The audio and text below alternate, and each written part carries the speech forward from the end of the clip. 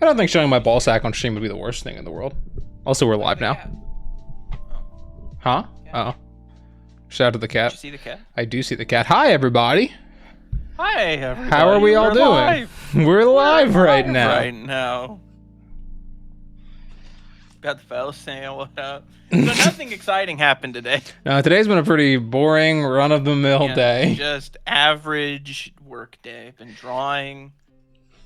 Yeah, how Nothing going on. much have you drawn today? Well, we're about to see my first pencil strokes of the day. Oh, well, everyone, today's been a good day. Today's been. Play the song. Play the song. Today's been. Don't actually play the song. Hello, Bryce and Scott. How are you guys? We're good. We're doing pretty good. We're today. doing pretty good. I'll describe how our day has been. So, Sky woke up at about 6 and finished reading Kindred Heavens 2, which I just sent him because I just finished writing it. So also be hyped for that. So he read that, and then I woke up a little bit late today. I woke up at like 8 because I was having trouble sleeping because I was nervous. And then we talked this morning, and we were just like hanging out, talking about what we were gonna do today. And basically what we learned is that we were both nervous as shit. And so we went live, and I posted on everything.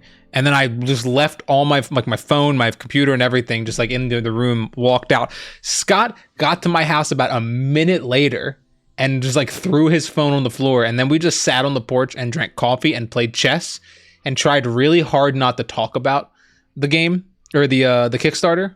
And then we watched baseball, and then eventually it hit like 12:50 and we just couldn't wait anymore. It was about 2 hours there was one point where my Amy was making us coffee. And Scott was sitting on the floor, like, I'm not joking, with his hands like this, going like, I'm okay. Just like, and I was like hopping around on my one foot. Like what'd you say? You got like 700 steps in the time that we were just standing there waiting for coffee? Yeah, I was just pacing. I'll say this. We were out on the porch and we were talking. And I said our plan was to wait 2 hours to check and see where we were. And I said, honestly, yo, Sui's here. Shout out. Yo, really? Thanks, Sui. I said honestly, I was like, look, if we get in these 2 hours, if we raise $1,000, I was like, I'll be content. And I was like, realistically, I expect maybe 2,000 or 3,000. In the 2 hours. Anything more than that, I was like, I'll be happy. Like ceiling 5K, When I checked, it hadn't even been a full 2 hours. We checked, it was like 9,000. Scott asked me, he was like, what do you think? And I think, well, I think we'll make $0. And I think our careers are going to be over. And he was like, but what happened, right? We posted everything. We both agreed we weren't going to check it at all, but I wanted to make sure the pre-launch link worked. So I checked, I posted about a second later, I checked just to make sure the link worked, and we were already at like $600. And I told Scott that, and he was like, what the fuck? So we knew that we had at least had a good first 2 seconds of the Kickstarter. Yeah, but I thought it was off a cliff after that. Yeah, it's very, very cool. Thank you all very much. I don't know. I don't really know what to say. No, we didn't really expect. I don't know. Scott and I, we really, we tend to always brace for the worst. That's how we are. Like we're always just like convinced that like nothing's going to work and things are going to go bad. So anytime they go well, especially this well, it's awesome. Yeah, good day. We're gonna eat pasta to celebrate. That is true. We are gonna go eat 1,700 calories of pasta tonight. Olive Garden, baby. Take that, haters. Joiker said, congratulations with 10K. You guys well done. Thank you, Joiker. Sui said, congratulations on your Kickstarter. Feline said, hey, too, congrats on the Kickstarter and the book. I hope you have just as much success in a future project. Keep being an inspiration to all of us. Thank you. Thank you, everyone. Appreciate it. Yeah, we're almost out of the the first 300 physical backers get a free poster, a Common America Kindred Heavens crossover. So we're almost out of those. I think we have like 50 left, maybe. We, for the record, because Tim from Common America was the one who suggested we do that, because he's like our mentor. He's the GOAT. When he told us that, we were both like 300. That's all. That's there's no way we're gonna hit that. Like we were. So it's really crazy that we're almost there. Yeah. So if you want that, you can see what it looks like on the Kickstarter. I can show it real quick. Yeah, show it real quick. Here, let me pull up I have the campaign page pulled up. This is the campaign page. This is some artwork from Kindred Heavens. Y'all haven't looked at it yet. It's pretty cool. Yeah, here are the rewards, but then the first 300 backers get this. It is a Common America and Kindred Heavens crossover poster. Yeah. There's also a little Lucia up here. Little teaser, but yeah.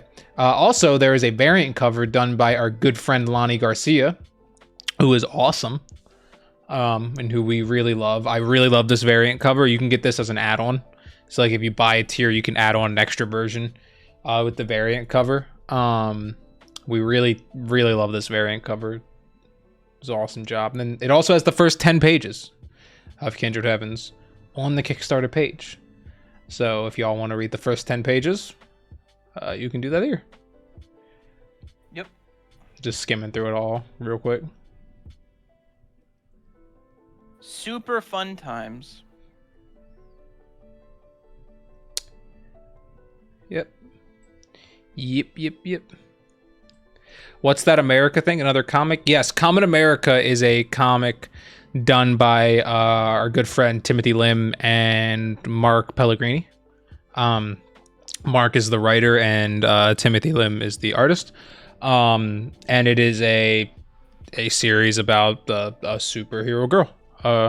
And they've done, what is it, 8 Kickstarters now? 9? I think they're about to do their about to do their 8th one. And they and yeah, all their Kickstarters have done very, very well. As far as I'm concerned, in this, like in the independent comic space, when it comes to Kickstarters, Tim is he really knows about it. He really knows what people want, and that's why we start, because he works with Iconic, like he does the Common America is helped by them. That's how we ended up working with them, is because he pushed us towards them. Yeah, so definitely if you like Common America, there's 7 books. I think each book is like 60, 70 pages. Something like that. But yeah. How many total pages is Kindred Heavens? Kindred Heavens book 1 is 104 fully colored pages. The whole series will be like there's 4 books. Each book will be around there. For example, the first draft of the second book, which we just finished, is at 111 right now. That could go down, could go up, but they'll all be right around that sort of ballpark of just over probably 100-ish pages for all 4 of them. Yo, Shadia, welcome. Hey, hello, Shadia. The GOAT.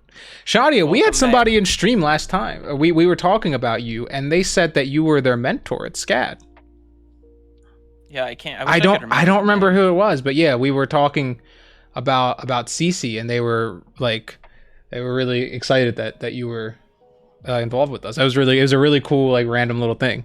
I don't remember their name, unfortunately. But I think it was last stream. It was like near the middle end of stream. Yeah, that was a super cool coincidence. I really wish I could remember the name, but is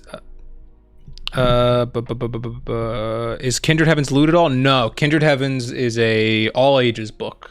Isabel, the main character, is 15 years old. There aren't any there's nothing lewd in it, nothing lewd about it. Except for Horace. Except for Horace, the ugly bastard of it. Yeah, the most adult Kindred Heavens gets is there's some smoking, there's some drinking, and we use a damn or a hell.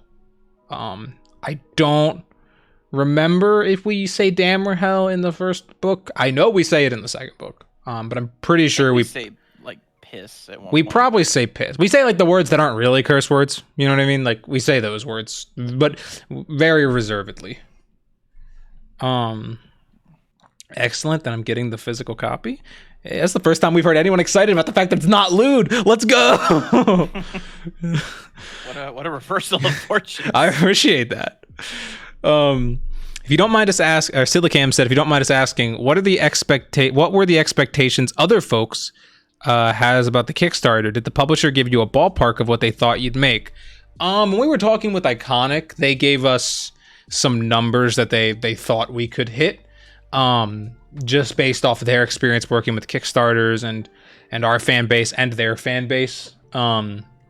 Because that was a big thing about working with Iconic, is that it introduces us to their fan base. And we kind of already, I feel like a lot of people that like Common America kind of already knew who we were because Scott's done artwork for Common America before. But yeah, they gave us some rough estimates. Of course, Scott and I were like, there's just those numbers sound great, but there's just no way, because we're very down on ourselves very often. But yeah. Yeah, Tim was the one. Bryce said it already, but Tim was the one who said that the number of the mini prints should be like 300. Actually, he said 500, and we were like, "There's no way we'll get 500. Probably gonna hit 500 at some point, but not today. But right by the end of it. So yeah, they're a lot more experienced about this than we are. Again, Tim has ran 7 Kickstarters and had, I'm pretty sure, multiple ones that have made like 100K.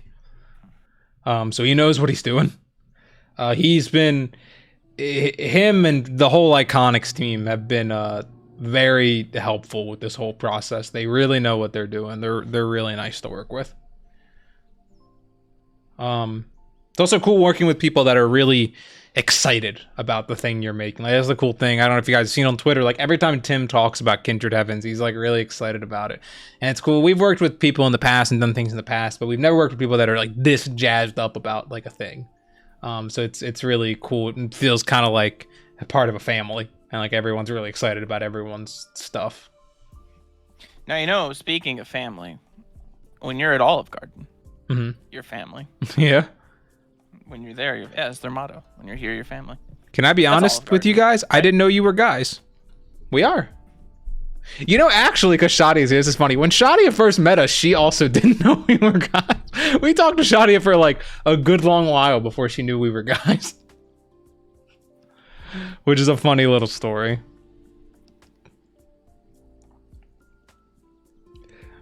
Also, Shadia said, these kids are such good eggs and you guys should start doing cons soon. Yes, that's actually a big thing. We wanted to start doing cons earlier this year. We talked about, we were going to do the Lexington Comic-Con, but we just didn't, like the Panty Bear, we hadn't had the physical version of it out yet, and Kindred Heavens got pushed back because of stuff. But our plan is to hopefully, because we'll have Kindred Heavens book 1 and we'll have the Panty Bear, and then next year we'll probably have Kindred Heavens book 2 and have another book potentially. We're getting like, we wanted like stuff to have when we went to cons. We didn't just want to sell prints and stuff because we didn't think that would justify like the costs for us of doing conventions. But if we can sell books and stuff there, even if we don't make the cost back, at least we're getting to physically sell our books to people and stuff. So that's definitely something we have wanted to do cons for a long time, but we've just wanted things that we felt like we could really sell or market at cons. We paid for a table at the We Lexington did. Con We wasted did not go. We wasted about like $600 on not going to a table. Yeah, that was unfortunate. But you live and you learn. What can I say? Do you have a YouTube channel? We do. We have 2 of them that will be, if you could find them if you look for them. It's not, we're in the process. I will say this, because I don't think it's like something we have to hide or anything. We're in the process of getting our Twitch VODs backed up on YouTube channels, and also doing more like highlight videos from Twitch and stuff. Hopefully by the end of this week, next week, we'll be able to like actually just like show them to you guys. But if you go looking for them, you'll find them now. With like half of the VODs uploaded. So yeah, so for anyone, from here on out, every VOD will be backed up on YouTube once we get that fully set up. Yeah. That's the plan. Where our plan is to have every VOD backed up on YouTube, and then we'll have a different channel that has like 15-minute condensed highlights of each VOD. That just kind of has like the best bits in it, and then like 2 or 3 clips of like funny moments or longer conversations. For example, like from the tie-dye stream, the stream where Scott struggled with tie-dye, there's a clip of me and Scott when I kept telling him to tie-dye everything, and he got really mad at me. And then the whole story of how I broke my ankle is on there. I don't know if Shadia knows I have a broken ankle. Shadia, I have a broken ankle, so I can't walk now. Shadia, I watched him break his ankle. That's why I have crutches. So that's pretty cool.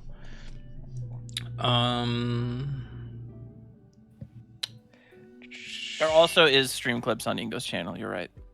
That is true, actually.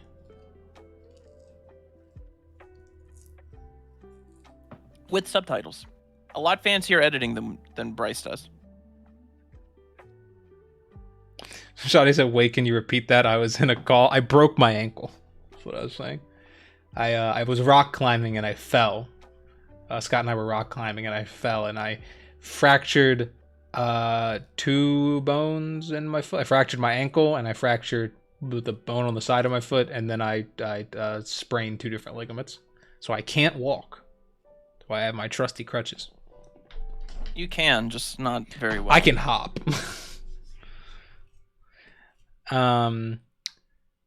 Were you indoor rock climbing or outdoor? Indoor. Scott and I go, well, before this, we go rock climbing every week. It's like our Friday routine is we go rock climbing in the morning. And I was climbing up a small wall, and I just slipped and just landed in the stupidest way possible. It was pretty stupid to watch. Is this more like a trade paperback? If it's popular enough, would it be a story you could break up individual issues later on? It's a trade paperback, I guess, in the sense that it's 100 pages. It's a full thing. It's not something we'd probably ever break up. It's already broken up in a way. Yeah, because originally it was written to be one book, and then we realized it wasn't really viable to draw like a 400-page book and wait like 4 years to ever put anything out. And so we broke it up into 4 books and rewrote it to make each book feel like its own book. That's why, like I just said, I'm finished writing Kindred Heavens 2. I'd written essentially Kindred Heavens 2, but now I rewrote it to be like a book now that we finished the first book.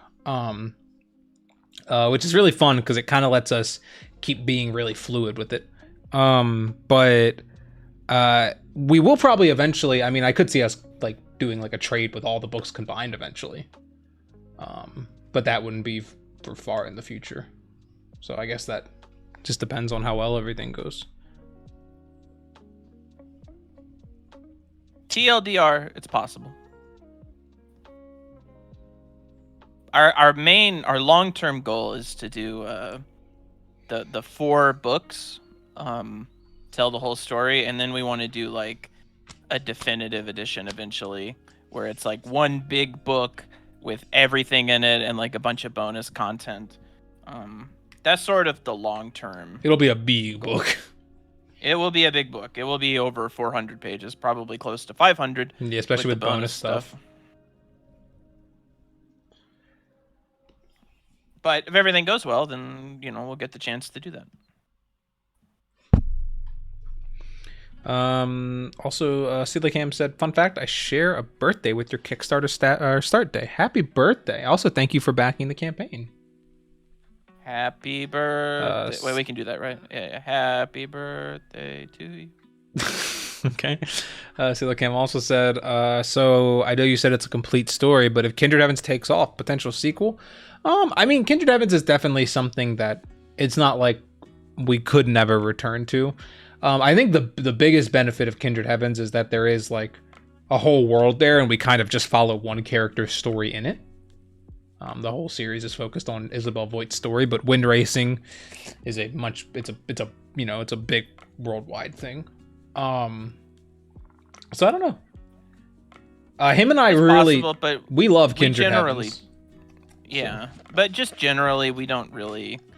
That's just not how we operate. Like when writing, like we have, like same thing with the Panty Bear. Like Panty Bear ended, and we were just kind of like, okay, like it's like we did the story that we want. So like we have the whole Kindred Heaven story. So they're probably, I mean, I could see us doing like side stuff.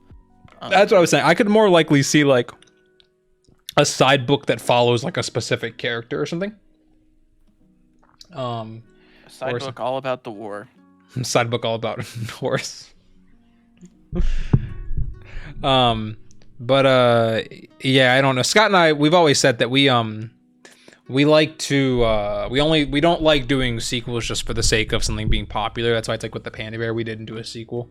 It's only if we have a good idea for one, because him and I really hate just like dragging something out just because it's like the thing that worked. Yeah, I mean, you know, because like to us, it's like if we have a good idea for something, like if we had a really banger idea for a Kindred Heaven spinoff or like an extension of the story, then like yeah, we'd do something with that. But like we wouldn't just be like, okay, well it's doing well, so let's think of how to extend the series, or anything like that. That's just not really how we operate. I could see us like. Nope, I lost my train of thought. Sorry. You could see us continuing Kindred Heavens somehow. I can't see shit. I lost that train of thought. It's write a whole book about Horus. Yeah, I could see us writing a whole book about Horus. That's how we get. That's our Ugly Bastard manga. Is it possible for you? I did promise that I would draw Horus Lutz. You didn't promise anything. You just randomly brought it up last stream, and then you just kept going. I could do that though. I could. Part of me is there a way to pull up Horus just to have him constantly on screen? Yeah, we'll replace the little stray down in the corner with a little Horus. And not that there's anything wrong with like people wanting to, you know, get that bag and just like keep going with the series because they enjoy it or whatever. Well, it's just not really what we do. Like to us, like I said, if we have a good idea, we'll do something. So like if we had a good idea for Kindred Heavens, we'd do it. But otherwise, it's like we have a lot of different stories and a lot of different ideas. So like after Kindred Heavens, it's like if we don't have a really good idea to keep going with Kindred Heavens, we have a bunch of other ideas that we really like that we want to explore. Yeah, I think that's also part of it. Scott and I can't stay on anything for like too crazy long. We go, yo, Scrub, thank you for the sub. The goat. Thanks, Scrub. We go a little bit like almost like stir crazy. We like to finish something and walk away from it. Like it's part of the problem that writing like a long running series. Part of the reason we never really done that. But Kindred Heaven's different because like it's the 4 books, so it's, you know, we write like one like a year, you say, and it takes like the year to draw and stuff. So it's like, you know, that it's pretty easy to walk away and then come back to it. But we have, I mean, we already know what the next. We have locked in what the next 2 books. Once we finish this draft of Kindred Heavens 2, we have a first draft of a book we've already written that I need to go back and finish, and then we have another book that's like we have to finish, and we have about 4 stories that are in like the beginning processes of like having like rough outlines and rough ideas that'll be we're there to choose from the next. So it's just that's a big part of the reason, honestly, is just that we like to work on different things. Yeah, we like to hop genres a lot too. You know, obviously Kindred Heavens much different than the Panda Bear. And the book I'll be writing next is either it's a full-on action novel or it's like an adventure story. We talked about it last time. We have the wild MK Ultra story too in the wings. We have a lot of weird things. Yeah, we just like to do different shit. It's part of the reason, you know, we like telling stories is because you can do a lot of different stuff in them. You know, it'd be fun in your style, a Western. We actually did write a Western once. But it never made it past the initial ideas phase. But we did. I really love Westerns. It's like a guilty pleasure of mine is just like old cheesy Westerns. I watched a lot of them growing up and stuff. So I've always wanted to write one, but make it like really fucking cool.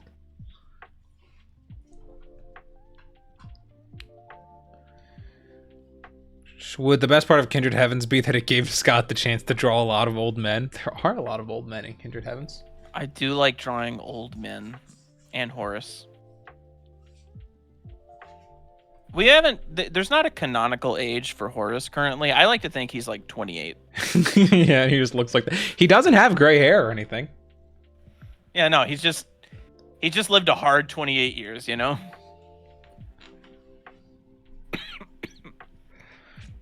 What are your opinions on sci-fi and dark fantasy stories, Bryce? I'm not the biggest sci-fi guy. I like some sci-fi, but I don't like a lot of like hard sci-fi, like stuff that's like really fucking like really like scientific. It just varies for me. There's some I really dig and some I really don't dig. Dark stories don't really bother me. I don't mind stuff if it's dark as long as it's good. I hate stuff that's just like edgy for the sake of being edgy. But yeah, dark story doesn't bother me very much.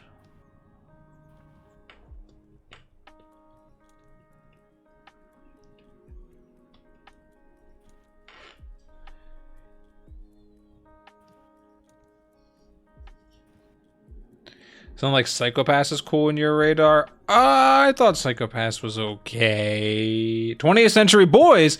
Oh, let me talk about 20th Century Boys. 20th Century Boys is like one of my favorite mangas of all time. I own all of them right behind me. Naoki Urasawa is one of the gods of manga. Let me tell you about Pluto. Pluto is incredible.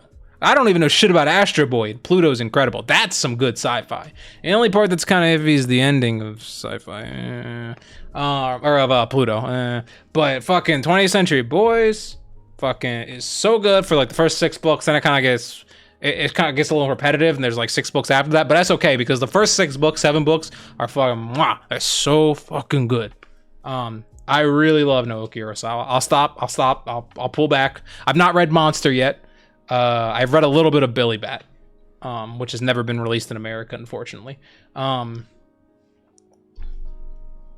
stop, Scott. I'll calm myself. So Nausicaa. I'm reading Vagabond right now, and I told you I'd finish the Nausicaa manga by the end of the month.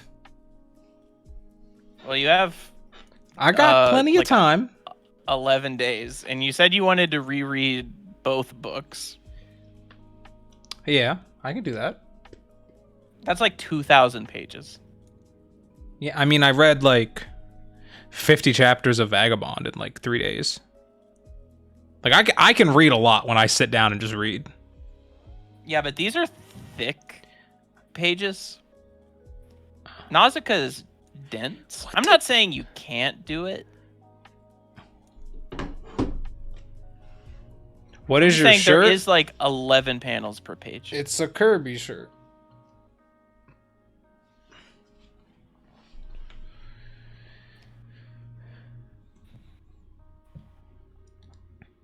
I want to try and write a dark sci-fi at some point, focusing on young adults who can transform into weapons that are wielded by the main MC and is also a harem.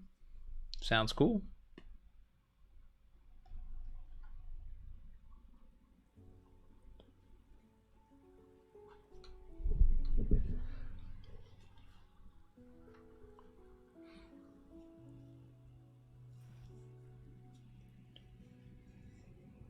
But yeah, I tend not to like sci-fis that are like super like... I mean, I'm kind of the same way with like fantasy. Where like I just don't like stuff that's like... But specifically sci-fi, it's like scientific. Like I don't like stuff that's just like super dense. Like that. Just is not my thing. Bryce hates density. True.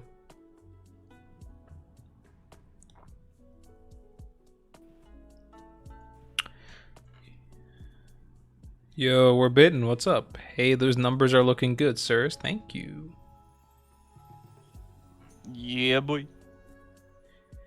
Bryce, why do you dislike the density equation? Well, I recently read Himawari House, and it was so cute and good. I recommend it for a quick read. That sounds really familiar. I feel like someone told me about this before. You know, Shadia, it might have been you that told me about this. Now that I'm thinking about it. Unless I'm just misremembering, but I remember somebody distinctly telling me to read this.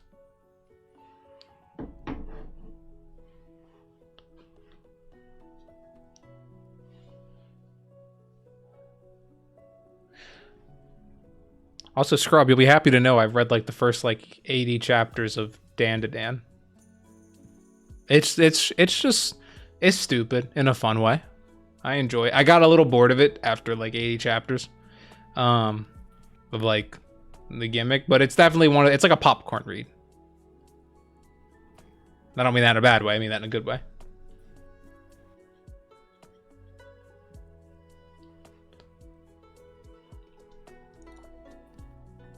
Noragami is a really good manga. Too bad they stopped the anime.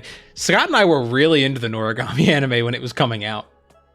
And then we waited like, I don't know, like 2 years for the second season. And then it was kind of like, one half of it was good, and then the other half was like kind of shit. And then there just never was a third season. Did they really never do it? I don't think so, no. I think that was the end of it. The manga is like a long-running, like 20-volume manga or something. I own the first 2 volumes. Maybe this is why I stopped reading mangas or stopped watching animes, because of shit like that.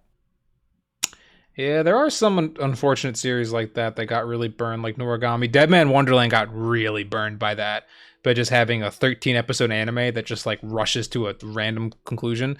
Deadman Wonderland being like a 13-book series, which is actually, I mean, it's kind of edgy and cringy at times, but it's also just kind of fucking cool sometimes. It got really burned by that. Big cool factor. Scott, how do you do anatomy? How do you do anatomy? Well, the first thing that you do, this is really important, is that you start with a base layer, like a skeleton. So the first thing you want to do is like, draw a skeleton, like this, and then you got to get the spine, rib cage, some of this stuff here, rib cage, and then so you go in here, you start doing like this, and then you go over top of that, you add a little bit of muscle, and something like this, and then you about like this, and then a big muscular neck, and then your shoulders. And then once you go over that, then you add the skin, and about like this,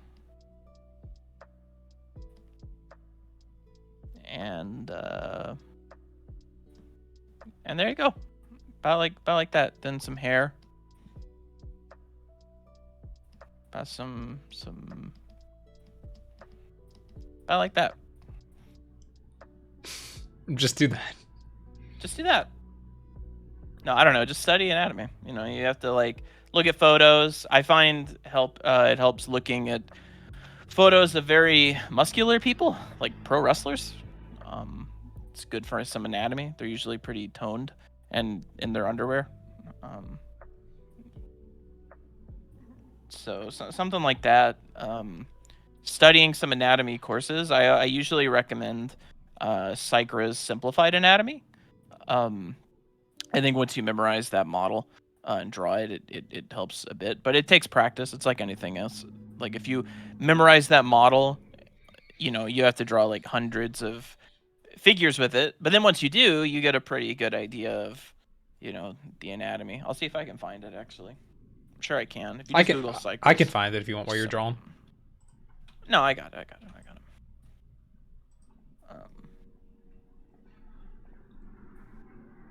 Basically, the idea behind it is this like simplified structure. Like these aren't super realistic muscles, right? But they're kind of what you think about while you're drawing. So like the big shapes are consistent with what you think about while you're drawing. Like when I'm doing a chest on like a dude, like you're typically thinking of a shape about like this. You're not actually thinking about like how the it connects to the sternum, and like the fibers stretch out like this, and then how that connects to the shoulders. You don't really think about it like that. You just think about it in terms of like a big shape. Even this is probably a little too detailed, but if you memorize this and draw some poses. So like what I used to do is I would like draw a pose, like this, and then I would go in and I would try and apply the anatomy in this diagram to my drawings, and I would see like, okay, where did I mess up? Like, how can I do it better? What do I need to fix, and so on and so forth. So I think that that's a good resource to learn.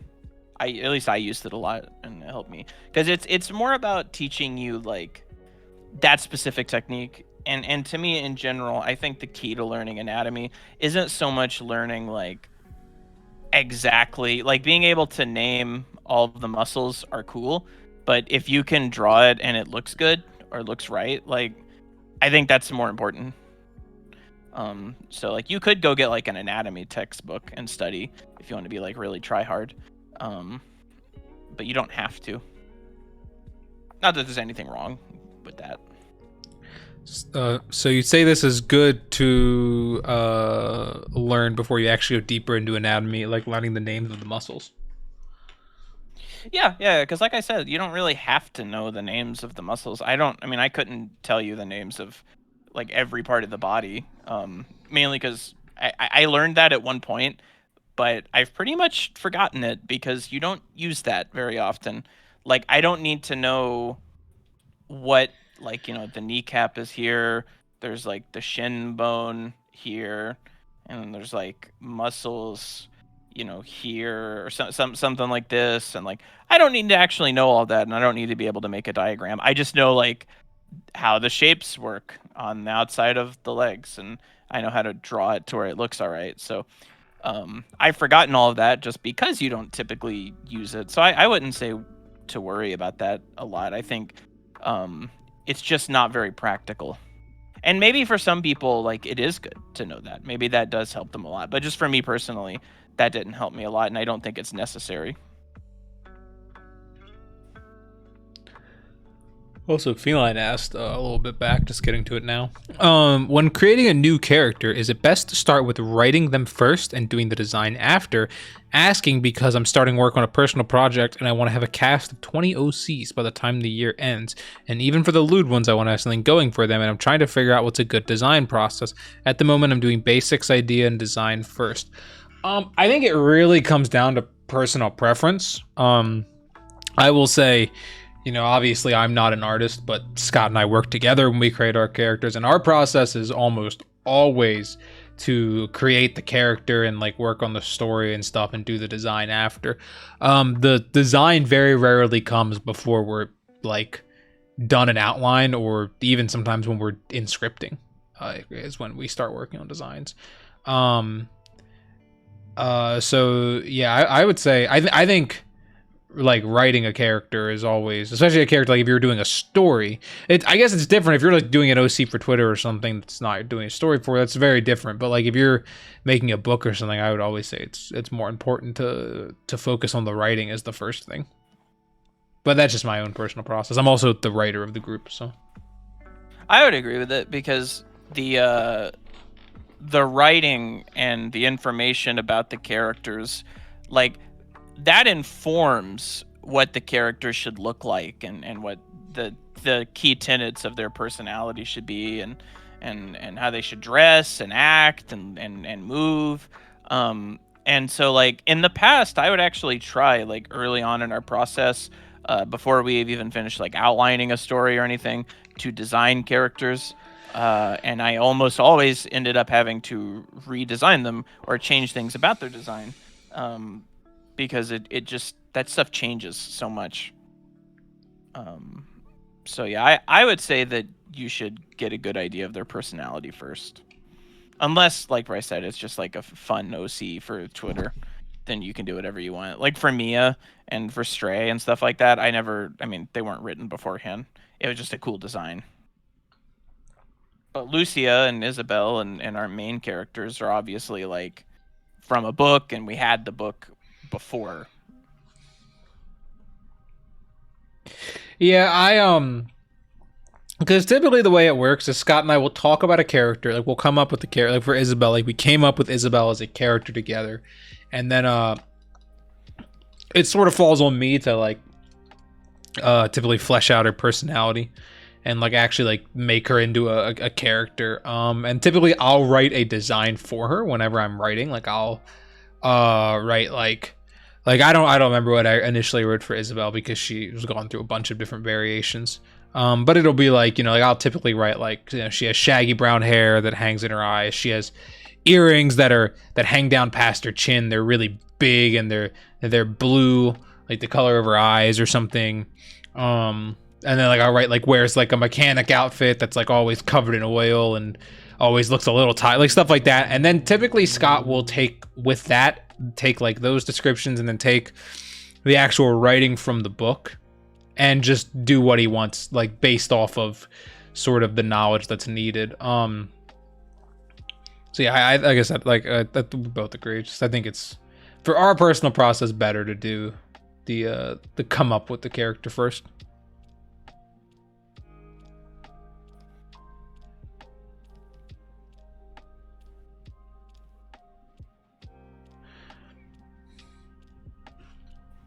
Scrub said, I'm thinking about getting into tattoo art and getting materials to practice drawing on skin. What are the materials to practice drawing on skin? Well, typically a needle or a tattoo gun.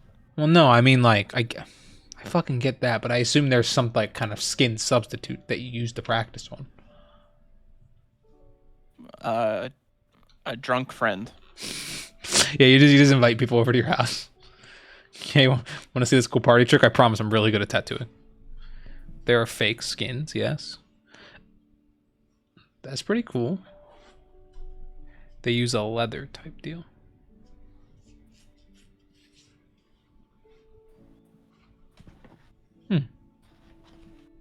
Paper's just tree skin? That's a good point. Go out and tattoo the trees.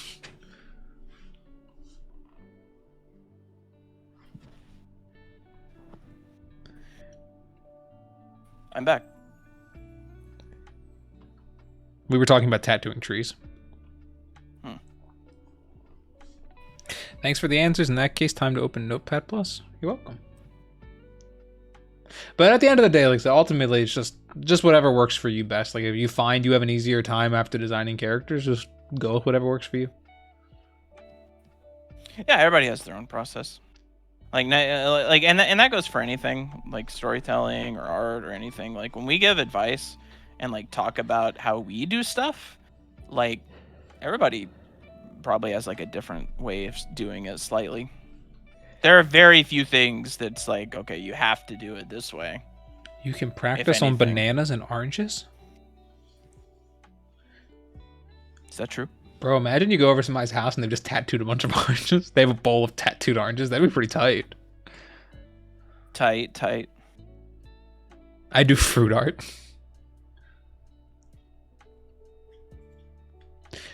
That's pretty cool. Scott, do you think you'd ever give someone a tattoo? No. Wow. I've drawn a tattoo for somebody before. The problem is I go through so many like a love-hate relationship with my art. I would hate to draw something, put it on somebody's body forever, and then dislike the drawing and just know that that's out there. And I don't, it's just not conducive to me. I'm also not a big tattoo guy personally, so. That is fair, you don't have any. I am way too indecisive to do that. True. I think again, also you'd probably want to do the tattoo art yourself. But again, that brings up the problem of you sometimes hate your art. I absolutely would not want to do the tattoo art myself. Yeah. Goddamn. You kidding me? Have my art on my body. Well, your ego is just so inflated. I just assumed. I want Scott to give a Bryce tattoo. Actually, you know, it's kind of funny. There's Kindred Heaven's Day, so I'll tell this story just because it shows how far we've come. The second comic book Scott and I ever wrote when we were 17 years old was the first comic that we ever submitted to publishers. It was called Co, and it was a ripoff of Bleach. And it was bad. True. Not an intentional ripoff of Bleach. We just really into Bleach. And we had a bet that if it got published, back then we used to have the opposite thing where we would have really mostly me, I would have really high hopes for things and then they would bomb. It was before I had been beaten down by my own lack of skill. We had a bet that if we won, one of the characters from Co was like a little fairy named Ayaka, that I was going to get her, if we got published, I was going to get her tattooed on my butt, but we didn't. So I didn't get her tattooed on my butt. Now, how much to get Isabel tattooed on your butt? I don't really want Isabel. I'll get Horace tattooed on my butt. Imagine before I met my Amy, I meet her, and then she realizes that I have a tattoo of a fairy on my butt. That just would have been really funny. I kind of wish I had done that just for that.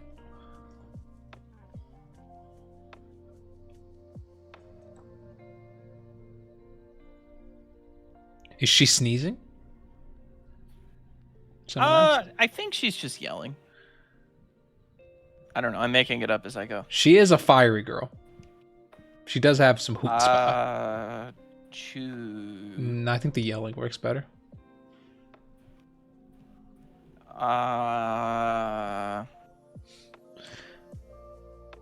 Don't trap me in a political comic. In case you're all wondering, Kid Travis is not political. Isabel can't race because her dad's a meanie. I feel like when you say it's not political, it makes people think that it is political. Well, people already do think it's political. What do you mean? We didn't even have to say that at first. That's true. What do you want from me?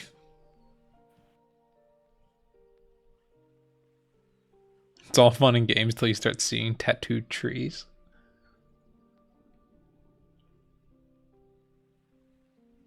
That sounds like a shitty name for an area in a fantasy world, like the Valley of Tattooed Trees.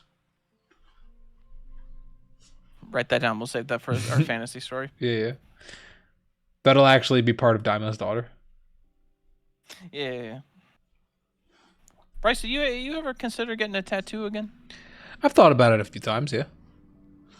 I don't know if the big thing for me is if I got a tattoo, I don't really like, it's just a personal preference thing. It's not like I think it looks bad on other people. I don't really like tattoos that are just kind of random. My dad has one tattoo on his shoulder, another tattoo on his other shoulder, tattoo on his leg, tattoo on his back. I mean, they all look good. I think they all look good. But for me, I don't know. I don't really want that on me. I'd rather have something that has a theme. If I'd rather get a whole sleeve than just get one random tattoo, or get a few tattoos that sort of have the same meaning. Yeah, I don't know. I've thought I'm the same way. That's part of the reason I've not ever gotten one, is because I would really commit to it. If I did it, I would get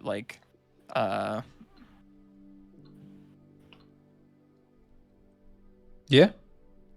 Yeah. Yeah, I'd probably, yeah, so that's, and a big part of it is also I would hate to start that process and then be like, oh, I don't want it or whatever. I feel like if I wanted a tattoo, I would have gotten it by now, you know? If I really was dead set on it. So I mean, I won't ever say never, but when I was younger, I was very gung-ho about getting one, and I'm glad I did, and I'm glad I waited, because I think I would have regretted it. You wanted me to draw you a tattoo. That is true. I wanted to get the Full Metal Alchemist homunculus symbol on my shoulder. Yeah, why you wanted me to draw that? I have no idea. I don't know. I think it was just because I had an artist friend and I was 18 and I was like, this is, yes, my artist friend, I must draw it. Clearly, I wasn't looking at your artwork that closely back then. Yeah. Yeah, I don't know if I got a sleeve or something. It'd probably be something like, I don't know. I honestly don't even know what it would be. It'd probably be something like game related or something like that. My sister has a really cool Triforce on her arm. Well, it'd probably be something kind of around that theme of like things from games that have been really important to me. But I also don't know if I really like want that. So I don't think I'd ever get one. Bryce hates tattoos. No, I don't hate tattoos. I think tattoos are really cool on like people that really want them and like do their research and get like nice, well done tattoos from like talented artists. Now I do think people that just like walk into a place like drunk and are just like they pick some out of a book. I don't think you should do that. Because you're putting something permanently in your body, but people can do whatever they want.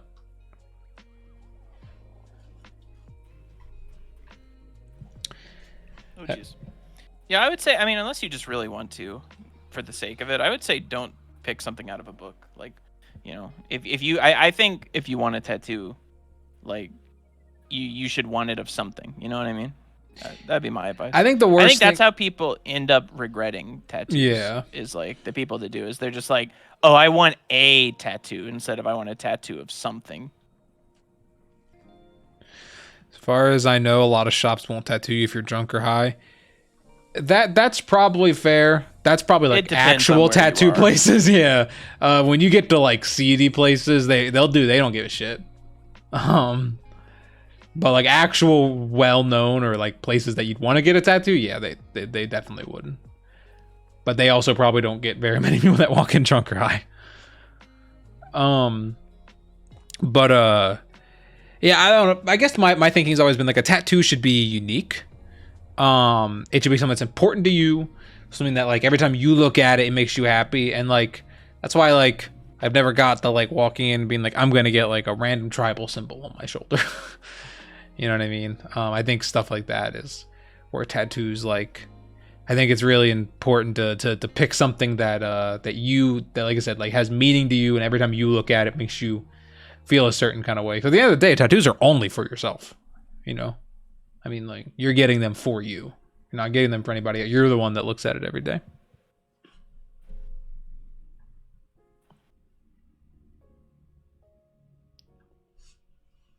Bryce, one day my goal is to have some kind of a bet with you that ends in you getting a tramp stamp. Also, Scrub said, "Nah, fuck that. If you want something because it looks cool, go for it." Well, that's what I'm saying. Like, I think it's cool if it's like looking cool can be important to you as well. Like, if that's something that's important to you, like, oh, this looks cool. I think too many people just like get things on a whim. Like they just pick something just because it's there, because they want a tattoo. Like I've known people in my life who just get tattoos to get tattoos. It's just like what they do. It's like almost like an addiction for them. It's just they just keep going back and just getting just random shit on them. And I think that's where like for me personally, again, I'm not saying people can do whatever they want. For me personally, I think for me to get a tattoo, I would definitely, it's something that I would only get if it was something really important to me. But again, people can do whatever they want. As long as it makes the person getting the tattoo happy, that's all that matters.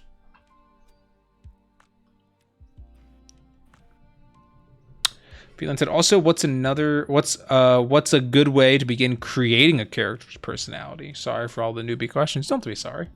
I think any question is important. But the best way to start creating a character's personality, honestly, what I do is like when Scott and I are really big on letting characters drive the story, not like I think for our tastes personally, I don't like stories where it feels like the story is created and then the characters are plopped in to play their roles. I think that's how you get the obvious like main character being generic or not being very strong syndrome. For us, it's always been like the main character should be the best character in the book and should be the real driving force of everything in the book. So I always start like we honestly start with a base idea that has a character built into it typically, and then build all the other characters sort of around that character. To begin making a character's personality, I mean, just think about what you want. So like for Kindred Heavens, we had the idea of this company that is falling apart, and that is being like they were the best company in the world, and this other company sort of has started to steal all their thunder. And then we had the idea actually of two characters. We had the idea of Carl, who is the man that runs the company and is really beaten down, and just doesn't want to give up. He's refusing to lose. And then Isabel, who is being held back by his ambition, his young daughter, who wants to pursue her own dreams, but is also struggling with their family. And so we had that base idea that kind of involves both those characters, and then built their personalities around it. We knew we wanted Isabel to be really fiery because of that. We knew we wanted like stuff like that. And so what I would say, I would just focus on just building the story and the characters together, and just coming up with the character you like. I don't really know. It's one of those questions that's hard to kind of ask, because it's not something. I don't think Scott and I really do the personalities thing like super intentionally. It's just kind of our workflow. I don't know, Scott, if you have any. I think that we're somebody that lets the character and or the story dictate what kind of character. Like it's a weird process, right? Because it's like we usually come up with the story first, and then like come up with an interesting character after that, and then try to let that character drive the story. It's a strange process. It sounds a little counterintuitive, I guess, but we I think one of the things with characters that people get wrong is that they write characters that don't care about anything, right? Like, and then that makes it hard for the reader to care about that character. Whereas like we like to have a character that really cares about whatever they're doing, whatever their purpose is, cares about other people. And I think that's how you get characters that feel real. Like somebody that has a lot of passion. Like, because if you just write a character that's kind of there to like be there, it's like, okay, they don't elicit much emotion from the audience.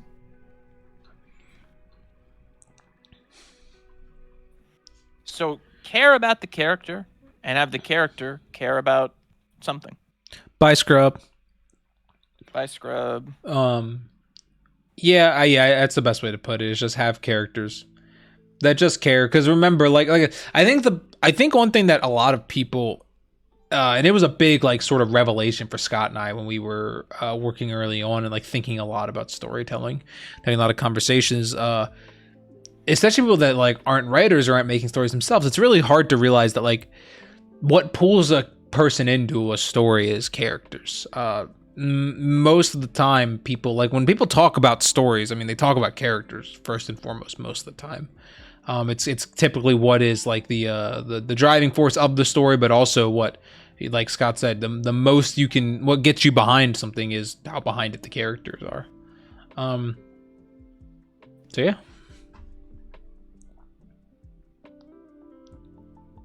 It's a helpful answer. Gave me a better idea how to approach it. Thank you. Characters that don't care about anything. That new game Forspoken comes to mind. Have you seen that one? Yes, I have. Looked bad. I've heard of it. Not played it personally. I've also not played it personally. I had no intention of playing it personally. I thought it looked bad before the game came out. I was surprised people were as excited about it as they were, if I'm being 110% honest. Bryce hates video games. No, I just like good games.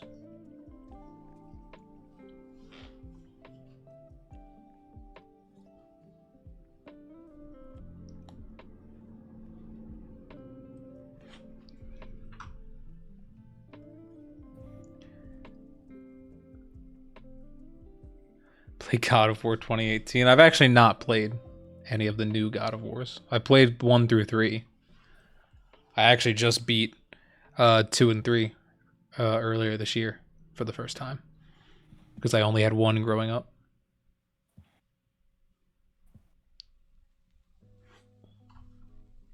Hey Bryce, 11 in a row, baby. Oh, you guys won? Yeah. God damn. Have you played Undertale? No, I've not. Everyone always recommends me to play it. I've just never gotten around to it. It was one of those games, I think when it came out, I was like everyone talked about it so much, and then like, you know, like the culture got really big behind it and stuff. And so I think for a long time I didn't know if it was like actually good or not. But now that like a lot of time has passed, I keep having people like, it's one of those games every time somebody asks me if I played it or not, they always recommend it to me. Bryce hates getting recommended games. Are you excited for Alan Wake 2? I am. I'm a big fan of the first game. It's a game I played a lot growing up. Even Scott has played Alan Wake. I honestly thought that you and I were the only people that had ever played it. So did I. Until they announced Alan Wake 2, I didn't know a single person gave a shit about this game. I felt like it was a game that only I really played. I never knew anyone else that really played it. The only reason Scott even played it is because I recommended it to him when we were younger. That was back when I played video games. And then he got stuck. And he never finished it. That's probably true. Yeah, you got stuck on the part with the stage where you have to fight off all the guys while like you're on the concert stage type thing. I remember this very vividly. I don't know why. I was gonna say I have no memory of what you're talking about. I remember getting stuck in Oblivion. Yeah, Scott, you got stuck in Oblivion because you couldn't make it out of the jail cell. At the very start of Oblivion, you're in a jail cell, and all you have to do is walk to the right towards the open door, and Scott couldn't figure it out, and he never played Oblivion. It's hilarious. Well. Scott is one of the worst. Listen, when it comes to video games, especially like skill-based things, Scott's very good at them. Scott actually is really good at anything that is like simple in concept, and just like very skill-based. He can be really good at it. But when it comes to anything, like any kind of RPG or anything with any kind of quest, him and I have played all the Borderlands games together. Many times. We played Borderlands 2 probably legitimately over 10 to 15 times. Like a lot of times. This man, he could never even make it past the tutorial if it wasn't for me. Because he like, the whole game is him going, I don't know where to go, and him just having to follow me and like show him everything. He has like no comprehension for a quest system or for like where you're supposed to go in a video game. This is true. I don't deny this. Like, it's really funny. It's because I get bored with like exposition. So like when I play a game and there's like a cutscene, right? And they're like, oh, look, here's this thing. And then it drops you off and it tells you to go somewhere. I'm already out of it. Like I'm already, like when I played Oblivion, it did the whole thing. And like there's the jail and I was just like, I was done already. I couldn't remember. But like you put me on a chessboard. Yeah, like I said, he's really good at stuff like that. Like anything that's like really skill-based and really simple. Chessboard, go board. Scott sounds like the Cuphead game critic. I don't know what that means, but Scott, have you played Cuphead? I have. It was too difficult, and I gave up. Wow, that's crazy. Cuphead's really good. Did Scott drop Elden Ring after walking out into the open world? Scott never even played Elden Ring. That's true.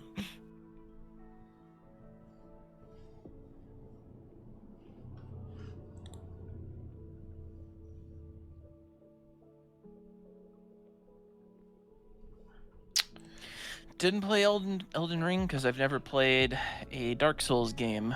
Well, I've tried, but so you can play Elden Ring without having played a Dark Souls game. Yeah, but I don't like that type of game. Oh, you never got good?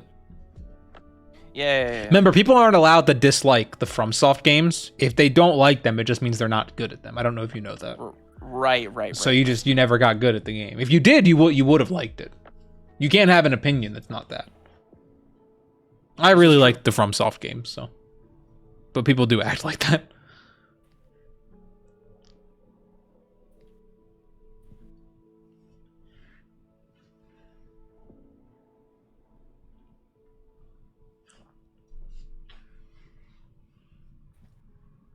It's like with Sekiro, when I tell people that I don't like Sekiro that much because I don't like parrying constantly, and they just tell me that it's because I'm not good at it, and I say, yes, that's why I don't like it.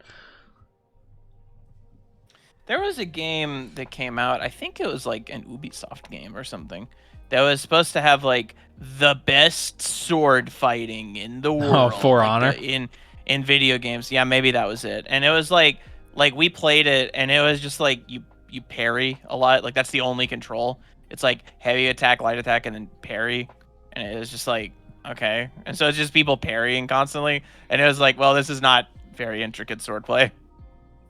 Yeah, we played For Honor for a little bit. It sucked. I think that's what you're talking about. Probably. It sounds right. Have you ever played Infinity Blade? Doesn't sound familiar. No.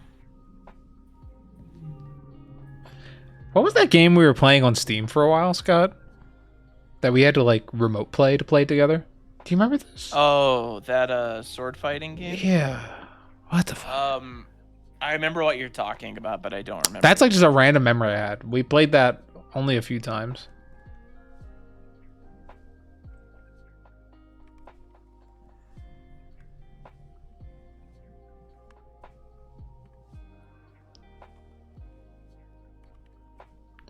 No, it's not Nidhogg. We did play quite a bit of that back in the day though. Actually, not even back in the, we played that like way after everyone else. Yeah, we were pretty late to the party, as we are with most things. I remember us not liking the second one very much. We liked the first one a lot, but the second one we thought it added a little too much junk. Fuck, I don't remember the name of it. No, it's like some Steam game. It was like some early access Steam game. It had like a VR mode, but the VR mode was just like you can look at the game in VR. Like it's still a 2D game, but you can just look at it in VR. It was also kind of weird because it was like this like almost like martial arts like sword fighting game. That was in early access, and like it fucking it like all the levels were like, you know, like shit, like it'd be like an Asian courtyard or like the middle of a forest, stuff like that. And then like one of them was just like in a gym with like a basketball court. Yeah, that's true. It was really strange. You know, Shroom has been getting me to play Rocket League with him. For those who don't know, Shroom is really good at Rocket League. He is, it's like his shit. Like there's two games he's really fucking good at, and one is Warzone and the other is Rocket League. And nobody will play Rocket League with him because if you're not as good as him, you just get matched up against like the sweatiest people in the world and they just beat the shit out of you. And he finally convinced me the other night. We were bored of playing like the same old shit, and he convinced me to play Rocket League with him. And I was like, okay, I'll learn Rocket League with you. I'll teach you. And he has never been more excited about anything in his life than teaching me how to play Rocket League, like teaching me how to like play it well. The other day, he typed me up a Word document and sent it to me, explaining to me all of the unwritten rules of Rocket League, all of the terms I need to know. And then he had me install like a mod to like show me all kinds of shit. And then like dude, I don't know. It's like it's so far above me. He's on that fucking grind with Rocket League.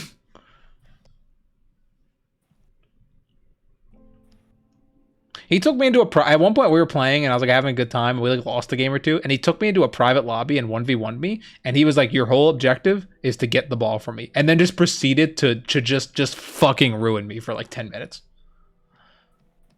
I did eventually get the ball from him, but I think that he let me. Modded Rocket League, no skill. No, the mod is like something where you can like, it's called like Baka's mod or something. I don't know. He told me to download it because like when a goal is scored, instead it shows it from the other like it shows it from the goal scorer's perspective.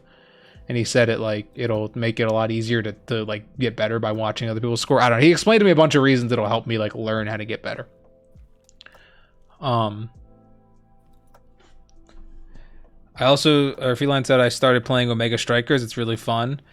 Yeah, that Ingo has recommended Omega Strikers quite a bit. Me and Shroom are gonna give it a chance one night.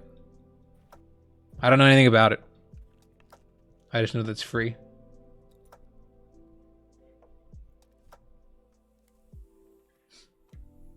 You know, Scott, there's one game I want to get you to play with all of us one night. One night I want to fun. No. One night I want to round up Ingo, Me, you, Shroom, Echo, anyone we can get. I know B has played this before, and I want us all to play Perfect Heist 2. I know you've never played it. Ingo's about to go. Perfect Heist 2 is so fucking fun. I don't think we could play it on stream or anything because I think it would kind of ruin the shit. But Perfect Heist 2 is basically you have to heist a bank, and one team is the cops and one team is the robbers, and all the cops have different abilities and all the robbers have different abilities. It's so fucking fun and so goddamn chaotic. I don't think I played it with Ingo, but Shroom told me that Ingo is fucking insane at it and he's like cracked at it and that it's impossible to beat him. I don't know if this is true, Ingo. But I bought the game and I only got to play it with Shroom and B one night. I didn't get to play it with like a big group. And it's one of those kind of games you need like 5 or 6 people for it to be really fun. So one night I'm going to wrangle you up and you're going to have to play it with us. I'll buy it for you. Now, this sounds very familiar to the time you made me play Phasmo. Phasmo. Phasmo I didn't know if you would actually, but this is a competitive game. This is like you're killing each other. Like it does actually. Germ? You can. If you're the robber, you are the germ. Nobody knows you're the robber.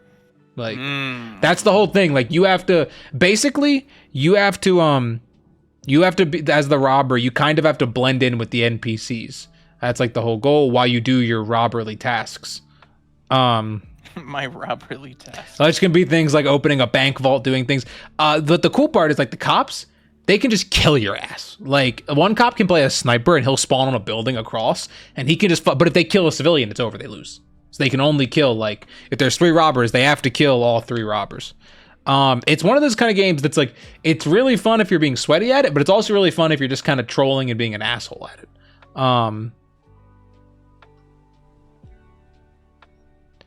So it's something I think you would like, but you need kind of like a group of people to play it. I do like to be the germ. You can be the germ. And it's the kind of thing, it's like like you will get to be hidden and be sneaky, which I know you like. I don't know. I mean, I kind of like it when people know that I'm the germ. Well, they're gonna know you're a robber. They just won't know which person in the bank is you.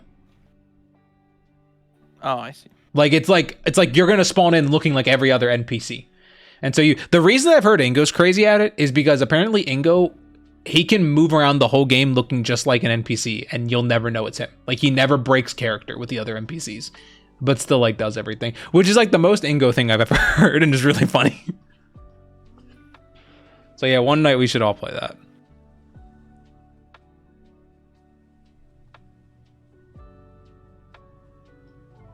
Ingo said, no, that's not me. Damn, Shroom lied to me then. That's exactly what an NPC was saying. That's true.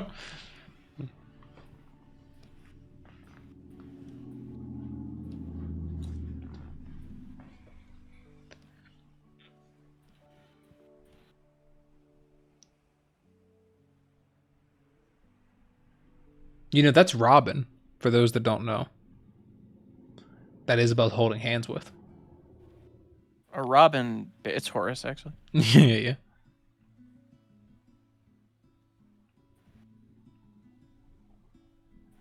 Bryce, who's Robin? Robin is Isabel's boyfriend and also Pegasus's second. So every wind racing company in Kindred Heavens has 2 racers. They have an ace, who is their primary racer. It's like he races in all the important tournaments and he's like their number 1 guy. And then they have a second who races in essentially the minor leagues.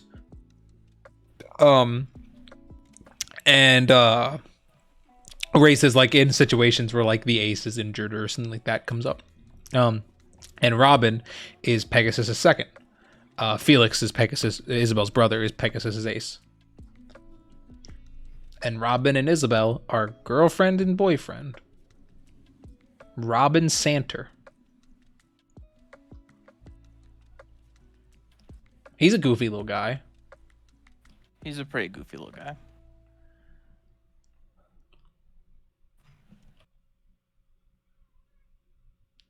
Bro, I'm so hyped for this Olive Garden.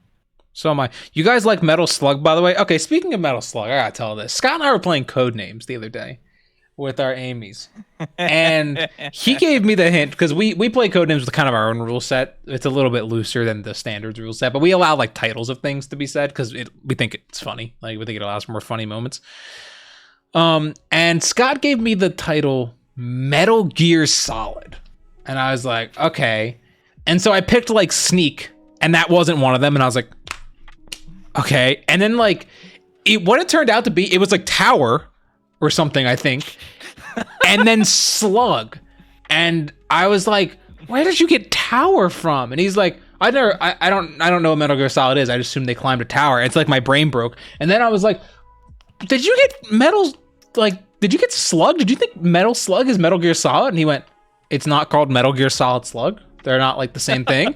And I was like, no, they're not even close to the same thing. The only similarity is they have metal in the name. And I was big pissed about this. I think that it was a reasonable mistake for somebody that's never played either game. And then afterwards, I shit you not, he was like, okay, I'm gonna redeem myself. And he goes, he goes, I'm gonna give you another title. And I go, okay. And I shit you not, I'm not joking. He meant this with complete serious. He looks at me, he goes, The Legend of Zelda: Link's Awakening Majora's Mask. And I like pause and I look at him and I go, what? And he goes, the game Link's Awakening Majora's Mask. And I go, that's two different games. And he goes, oh, The Legend of Zelda. And then the hints for that, like, I think those were a little bit better. It was like sword, bow. I picked horse, and that wasn't one of them. I'm like, okay, cringe. But yeah, it was pretty funny. It was like one of the. I kept being like, Scott, you don't know shit about games. You can't keep doing this. And then like, because he said it, and then he's like, okay, no, wait, don't think too into this, because I know like you actually know about the games. Think about what I would think, and I'd be like, what? How do you want me to do that? The Legend of Link's Awakening, Zelda's Mask, Majora Princess. Well, the Zelda one, it was like glove, so like gauntlet, and I thought that was decent, but he didn't get it. That was decent. That's not too bad. In Codenames, everything's a little bit of a stretch, you know. It's definitely better than the Slug for Metal Gear Solid.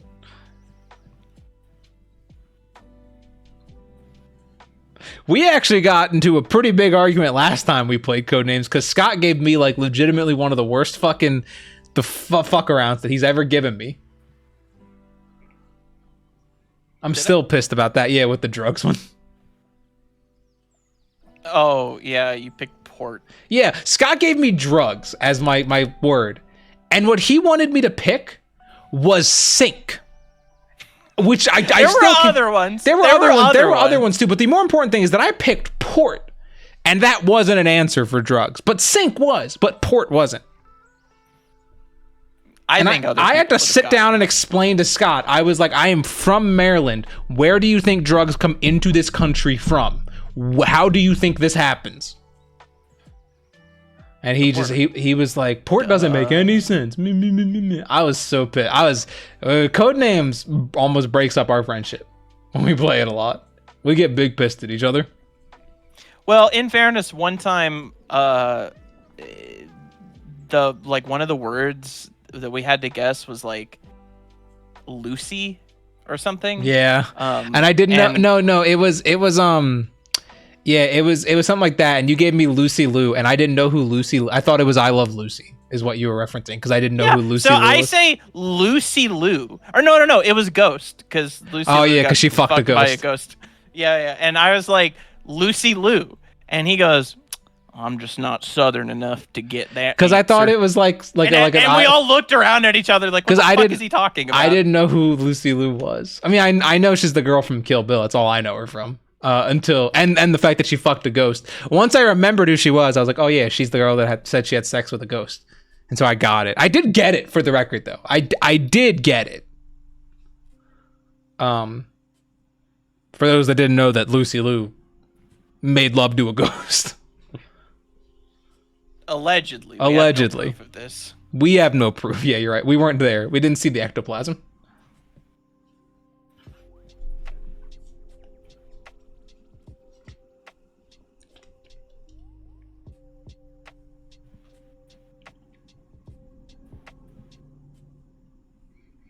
My favorite character is Slug from Metal Gear Solid.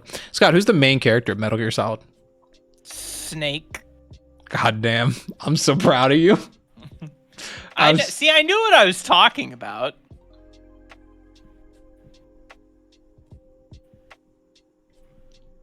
I've never played a Metal Gear Solid game. I guess that makes me not a cool gamer. But I I wonder you didn't get my hint. I tried to play Snake Eater once.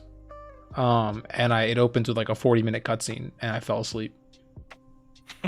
I'm literally not joking. I was playing it like late at night because everyone had recommended it to me, and so I went out and I bought a copy of it. And I was like sitting there, and it was back when I lived in my parents' house, and I like booted up and I'm playing. It might have been before I even met Amy. I was like 19. I started playing it, and I just fell asleep, and then I woke up and I was like, well, I've never come back.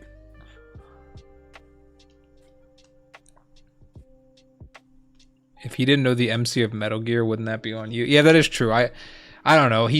I do talk to him about Zelda all the time, and he still somehow thought it was Link's Awakening Majora's Mask, so I just don't think he retains it. He's out of line, but he's right. But here, let's test your friend knowledge of me, Scott. I talk about Zelda. I talk about games to you a lot, but I talk about Zelda to you a lot. Because I like to annoy you with Nintendo shit that you don't care about. What's my favorite Zelda game? Majora's Mask. It's true. God damn, he got it. Your second favorite is Wind Waker. God damn, he got it. Let him cook. I've heard this. See? That's my guy. That's my guy.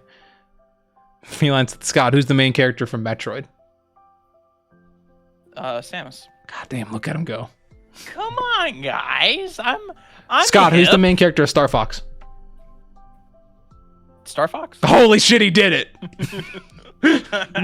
I won't be tricked. You did pause. Well, it was just such a stupid question that I was like, is there a trick here?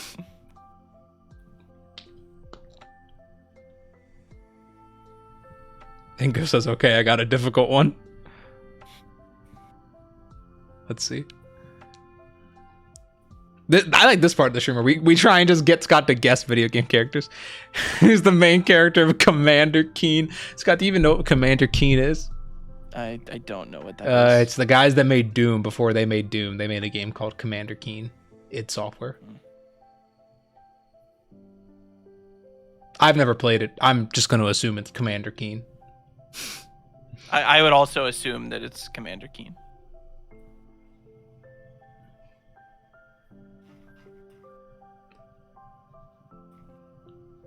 Who's the main character of Hades? Oh, Scott will never get that. He's never. I don't know. Hollow Knight? I don't know. Hollow Knight, Zagreus.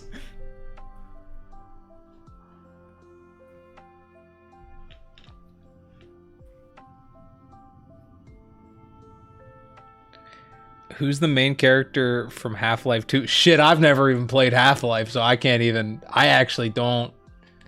I don't know if I know this one. Isn't it like a doctor or something? For some reason, is the name Morgan? That name sticks out to me. Yeah, I think it might be Morgan. But I've never played. There's probably no way that that's right, but.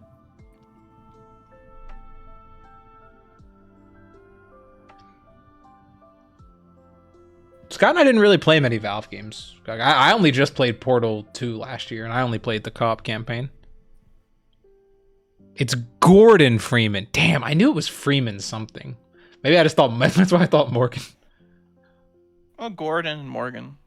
Just kind of. But yeah, we didn't play. I mean, I guess we played Team Fortress 2, but we didn't play like Portal or Half-Life or anything. I guess I mostly played Garry's Mod. We did play Gary. I didn't play Garry's Mod that much though.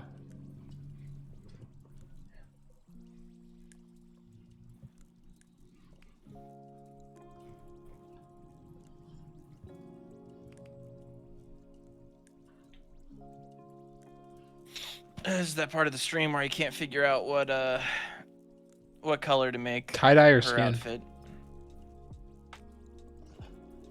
No, we can't do tie-dye. It doesn't fit. They didn't have tie-dye. No, that looks awful. But that's too bland. Have you thought about being a better artist? Yeah. That could help. Yeah.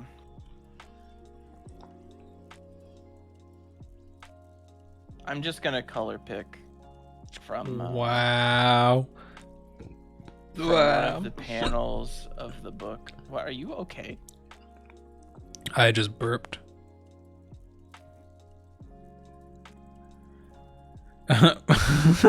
My sister just messaged me and said, Bryce, Rob is watching your guys' stream. He said Scott looks like a Duck Dynasty character.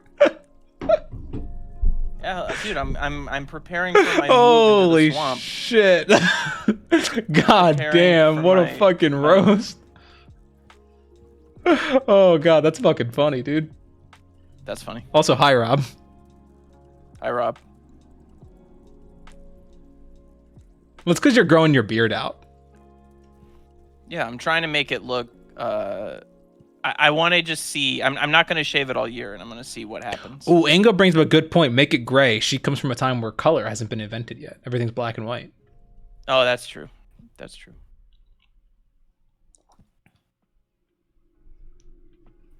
There you go. Yeah, there's a page in the Kindred Heavens book that looks like that. That is true.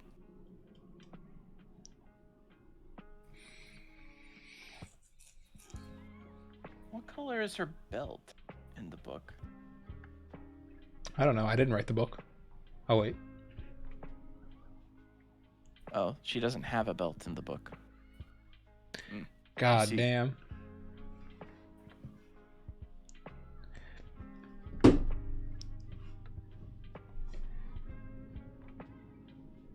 What if you did a modern AU for Kindred Heavens? What does that mean? I don't know what what's a modern AU? Alternate universe? Is that what that means? Does that mean alternate universe? That's my guess. Yes. What if you did a modern alternate universe? Well, then there'd be planes. Wind racing wouldn't be as cool. True. The whole theme of Isabel building a jet engine would she'd be a little bit behind.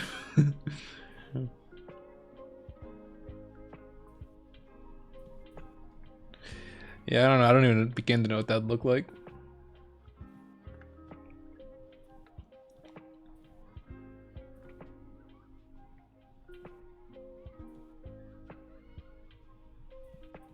You know what? She still wouldn't be able to race because it isn't a political manga comic. And their dad would be a meanie in the past and in the future. That's my final answer. Horus would look even grosser.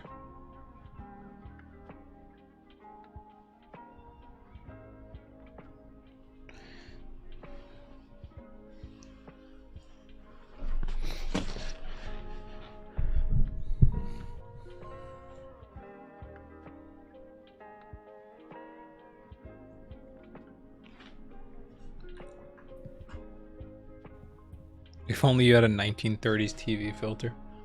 Yeah, you should have whipped that up. That shit you did, there's a flashback really late in Kindred Heavens that actually Scott drew it on stream. So one of the VODs will be actually him drawing that whole page.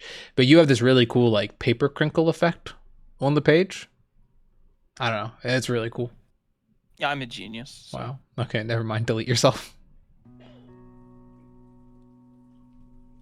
Have you checked the Kickstarter while we've been on stream at all? Like an hour ago. I haven't checked it. I'm trying to not check it very much. How's that going? I haven't checked it all stream. So, pretty well. So pretty good. Which is nice. Which is nice. Yeah, Miami got to see Scott and me in full like unhinged mode earlier.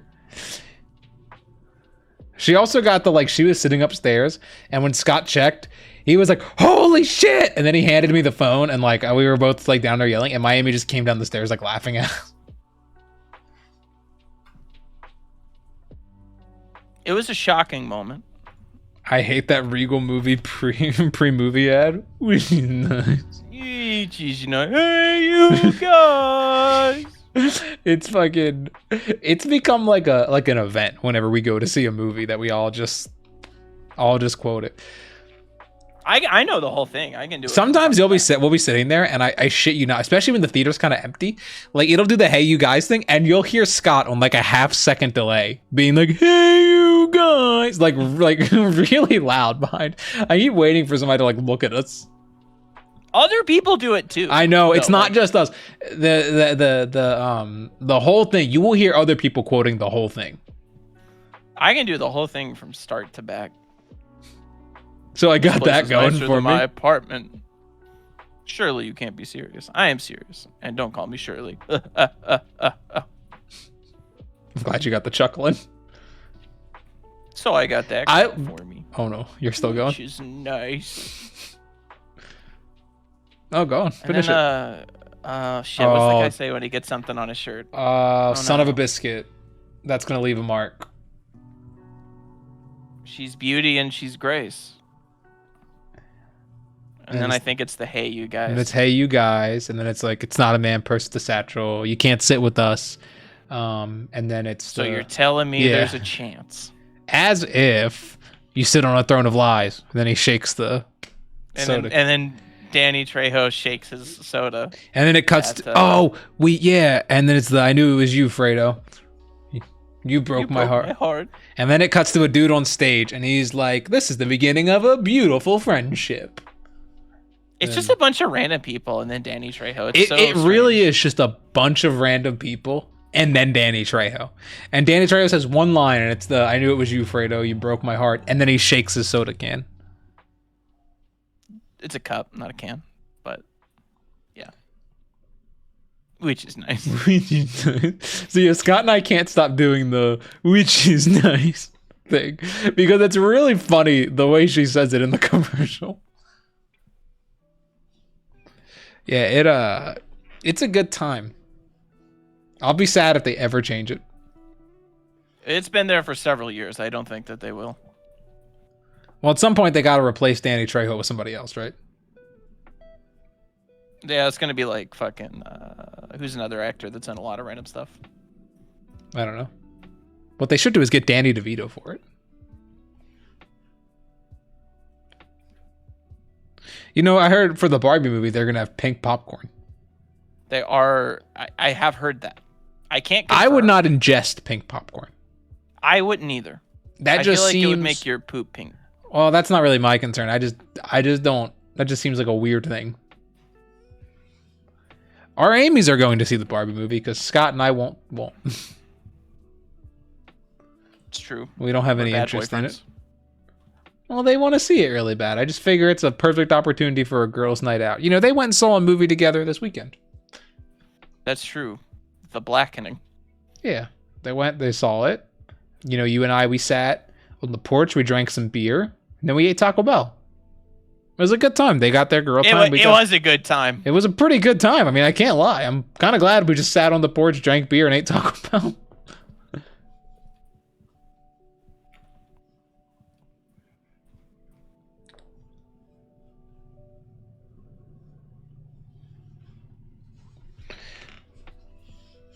And tonight we're gonna eat pasta.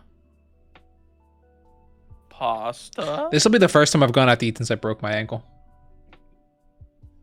I hope you break your other ankle. I hope I don't, for the record. You'd be the one having to help me get home at that point. You think Miami's gonna carry my ass? Gonna help me waddle? Yeah, but it would just be so funny. I go to stand up, I just step wrong again.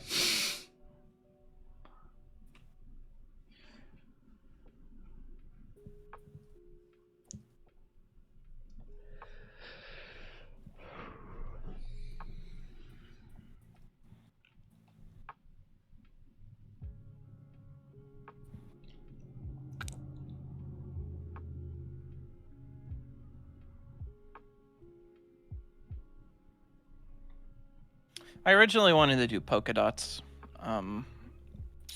for this, but it just didn't shake out that way, I guess. Wow.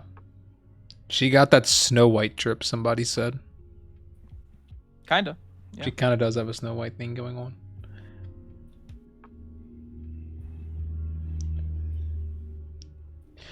Out of all the characters on Kindred Heavens, or in Kindred Heavens, Isabel's definitely my favorite. But I really love Robin. I feel like Robin is... I really love writing like dorky characters or like nerdy characters.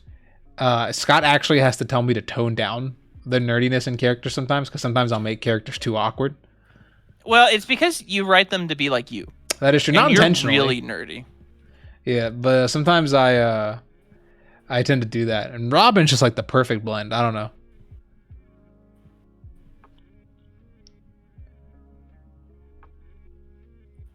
When is this post going up, Scott? I don't know. My posting schedule is kind of messed up by the Kickstarter. Kickstarter. Yeah. At some point, I'm gonna have to try and go on like a detox to try and get rid of the shadow ban. So I might not post for like 5 days. Which means we'll have secret streams that nobody knows about because I won't post about it on Twitter. We'll go stream on Kick. Yeah. Go get that $100 million Would you guys bag. follow us if we went to go stream on Kick?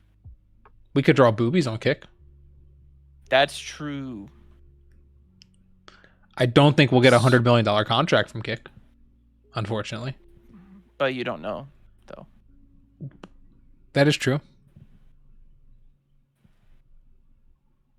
You didn't think the Kickstarter would do as well as it has either, so. You guys aren't really free to give more detailed critique to Peeps Arts and Writing. Would you say you'll ever do a critique stream another critique stream down the line? Yeah, definitely. I don't know when, but we like doing them. Yeah, it's just about we will at some point. They're difficult to do because they require a lot more thought than most streams. Because I mean, obviously, I have to sit there and think about the critique that I'm going to give. So like I remember after we did the first one, I was like exhausted. I was so tired. Just because I had sat there using my feeble brain to offer good critique, and I think it turned out to be a good stream. It really wore me out. So we used to have like a thing where you could donate and get critiques. If we ever bring donos back, we'd probably do that. Yeah, but we've talked about not really liking donations too much. But maybe one day, yeah. But never say never. Yeah, never say never, obviously. As my idol, Jay Beebs, said, never say never. Yeah, I definitely think we'll do critique streams again sometimes. Yeah, like I said, difficulty is finding the energy, really. Make every critique skill issue get good. One of my favorite parts of our trailer is like our channel trailer is there's this part where like Scott's critiquing Echo's drawing and he goes, so I've circled what the problem is with this drawing, and then he turns the layer on and it's just the whole drawing, and he's like, so as you can see, it's just the whole drawing. And it makes me laugh every time. It's just really funny with like no context.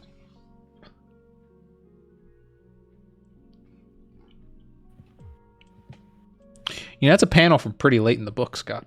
You're handing out spoilers. That's true. I'm pretty sure I drew that on stream. You did. You actually drew the last like 10 pages on stream.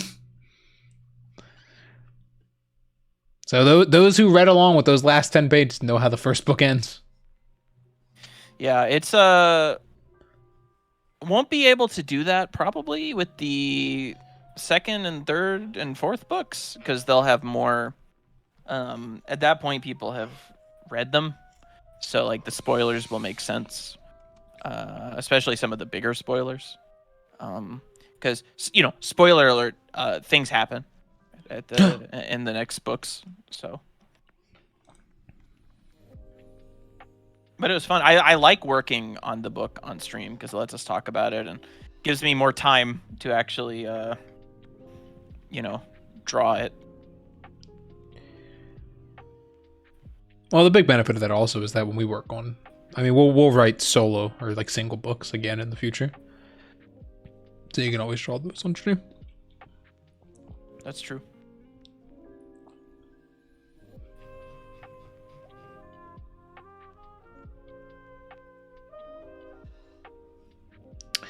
Yeah, it's very cool that the Kickstarter's live, that we're not having to stress anymore. Because goddamn, these past few weeks have been they've been stressful in the build up to all this. Opening it up after a couple hours and seeing that it was like, at 8,000 or 9,000, whatever it was, it was like a weight just left. I just couldn't. Man, I was just so. I was like, I can finally sleep. I can lay down and go to sleep. Yeah, when you've worked on something as long as we've worked on Kindred Heavens, and put as much time into it as we have, it doesn't matter what your expectations for it are. You're always nervous that things are gonna go really, really bad with it. Yeah, and it was just it's crazy.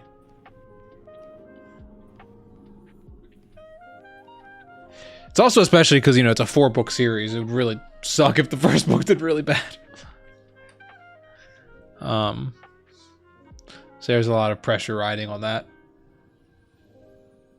Which is nice. Well, it's nice now.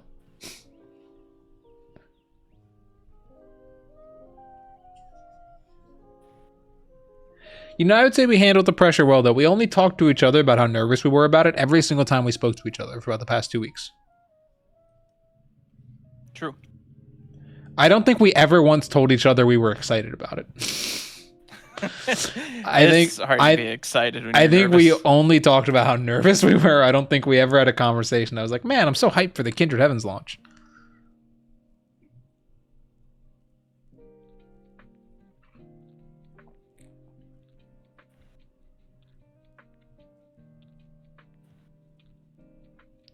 By the way, Bryce, just want to say, just writing a short blurb for a character now already gave me other ideas too. I ought to write more for sure. I can tell it'll be just as rewarding as drawing. That's good. I think writing is a really important part of the character creating process. I think it allows you to.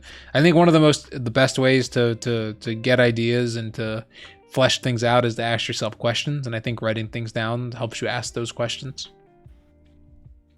Asking yourself questions, and I always say this: not going with whatever the first answer is, I think is a really key thing, like sort of letting yourself sit on it and thinking about your second, third, fourth answer. It's something I learned from, I used to watch a lot of John Green videos, because I used to watch like a lot of like Vlogbrothers stuff, and I remember he said once like, that like your first ideas are your worst ideas. That always really stuck with me, because like your first ideas are sort of like your most generic like ideas that kind of draws from stuff you've already seen or stuff you already know. Whereas your second, third, fourth ideas, that's when you start to get more into your original ideas that are like your ideas. That always really stuck with me.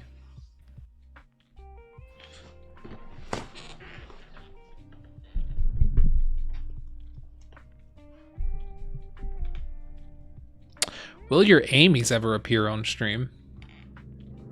Possibly. Yeah. It's not like we've never had them on stream. Yeah, it's not like we've never had them on stream for a reason. It's just they've never... time's never been right. I could see us doing it someday, though. Sub goal.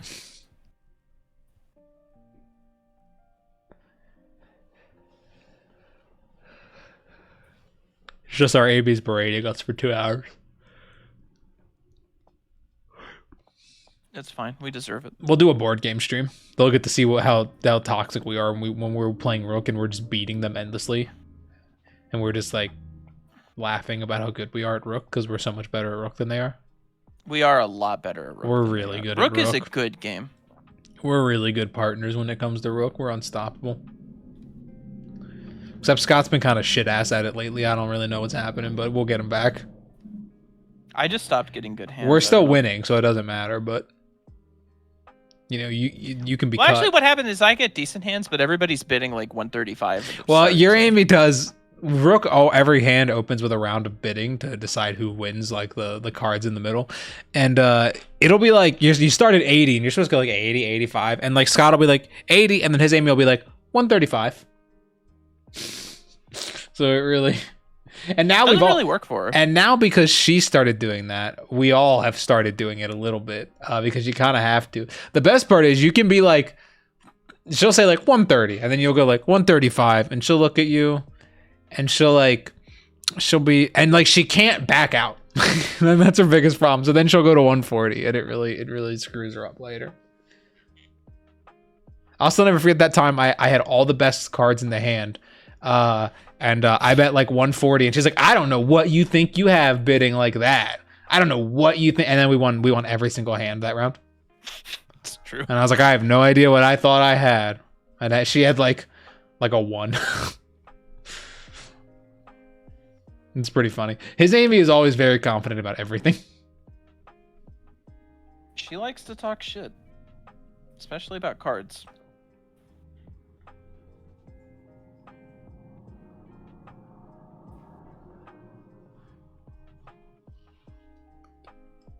We played that Raccoon Tycoon game. Raccoon Tycoon. It kind of banged. Scott was horrible at it. It might be the worst I've ever seen Scott be at a game. If you looked at the underlying stats, you were awful at me. You were just dreadful at. You were like embarrassingly bad. I played pretty well. All things considered. It was pretty fun. I've never seen you just be that ass at a game like that.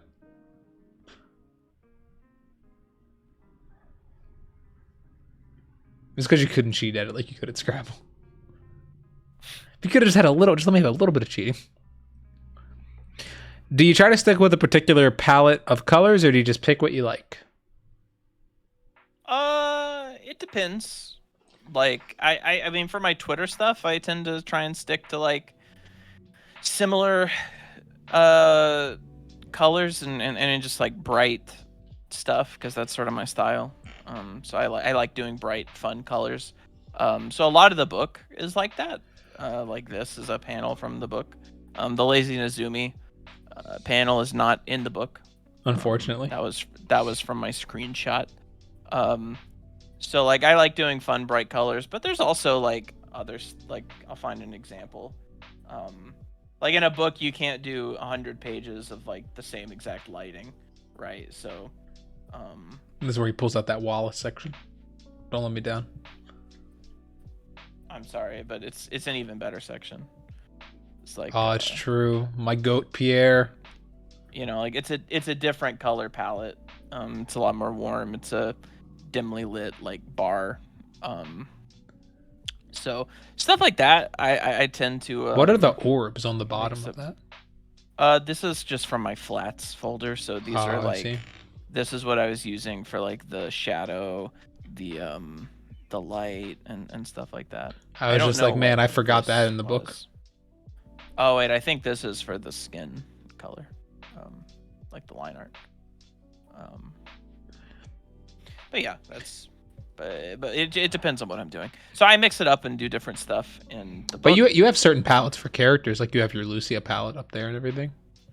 Yeah, like so like if I'm just doing a normal Twitter post, like everything is like, you know, like here's my Lucia skin color, here's my Lucia hair color, here's my the black that I use, you can see I used it here, here's my shadow for white colors, so like this,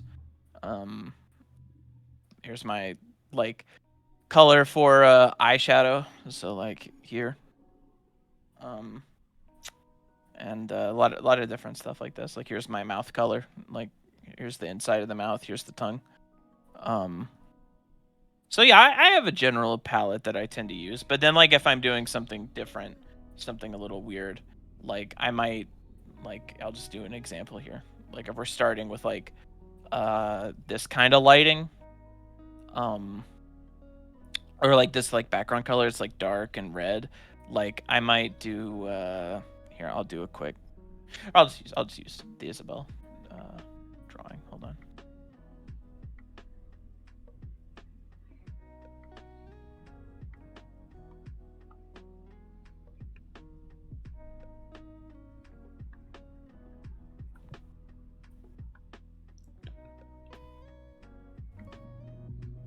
So like for something like this, I would start with like a color like the skin, and this is just the normal skin color that I would use for like a bright brightly lit piece like this, and then I would try and like bring it down to match with the background color. So it would end up being something like this, and this would become the local color.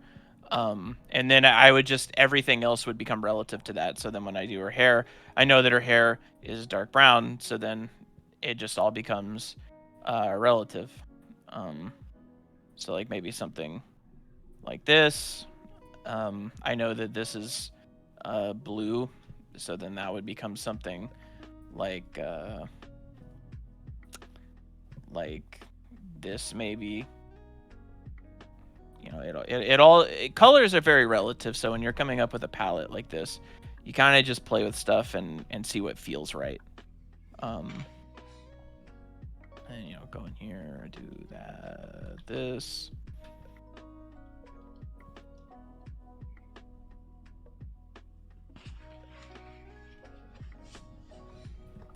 And I know that these are bright blue, so I take this blue that I already have, put them in the earrings, and I know that they're brighter, so I know I can just saturate them, bring them a little bit more like this.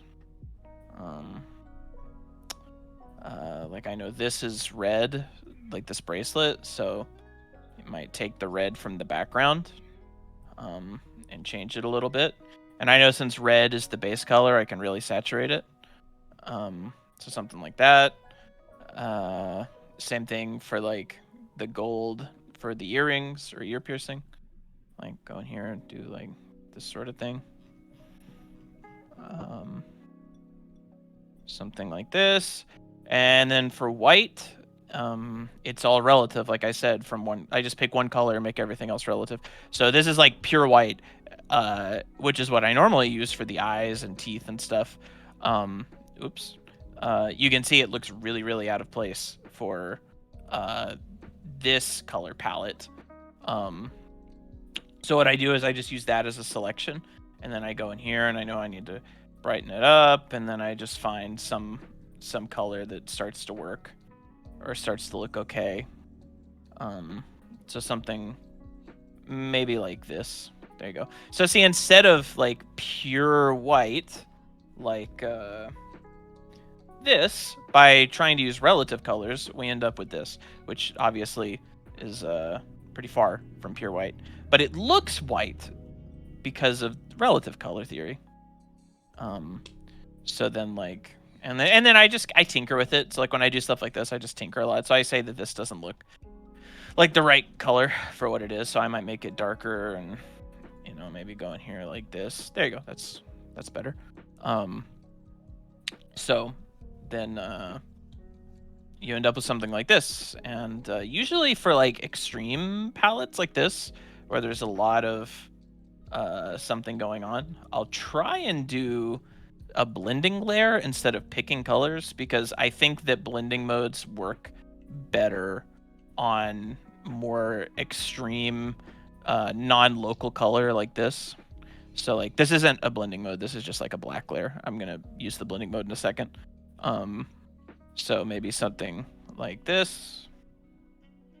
And I'll turn this, I'll like pick like since this background is red, you can go with just like a red shadow. So you can go with something like this, turn it to linear burn. And there you go, you got a good shadow color here. You can also play around with different stuff. You can make it like different, like really saturated, make it like blue. A lot of stuff you can do. I'll do the same thing with the highlights. So like I'll take a white and do like this sort of thing. And this is a quick tutorial because I finished my drawing already and I had nothing else to do, so I'm filling time. And so like something like that. And this, by the way, is just my whole method for everything that I do. Like putting down something that obviously doesn't work just for a selection. So like now I take this white and it's not going to be like white, so I pick a different color and I want to make some kind of lighting. So I'll make like a color like this, and then I'll turn it to color dodge. Oh shoot. And then this is pretty good. Like actually already. So you start to get something like this. So you can see some scenarios where this lighting would work. You also can, and like I said, with blending modes, it lets you get weird with it. So I can make it like a red lighting behind her. Like this is kind of funky, kind of weird. I'm sure there's a use for this. But we'll stick with that because it's a little more natural. And everything else is just little touch-ups. So like I like to add shadows under the eyelids. So like this, oops, like this. And I just keep it all relative with this handy little hue saturation slider. And you can do whatever you want. And this all just started because I picked a random background color like this red. And you can do this with absolutely anything. Like you can pick any background color to start with. And as long as you keep everything relative to what you're doing, it works. And the same thing can be true for like the skin shadow or the skin line art colors. So like you can see in the original drawing, it's like this. Obviously that wouldn't work for this sort of palette that we worked out. Like, I mean, I guess it kind of does, but usually what I do is I just pick the shadows for the skin and then paint over the lines like this. Obviously this won't be what it looks like in finals, but go here, you do all that, just get everything. And then you can just use the hue saturation sliders to make it fit your purposes. So like this. Same thing with like the blush lines. And then the great thing about a comic is once you have this, you can just keep using it. So like the next time that next panel on the page, I know that like this is her skin color, this is the hair color, this is the shirt color, etc., etc. Like, you know, earrings, bracelet, and you can just color pick and like that. So I have like this whole folder that of like every page in the book that's just the flat colors on the pages without any of like the gradients or the shading or anything like that. And so this is how I would color like a certain scene from a book. And like I said, you can do that without any, and so like it looks natural compared to this backdrop here, right?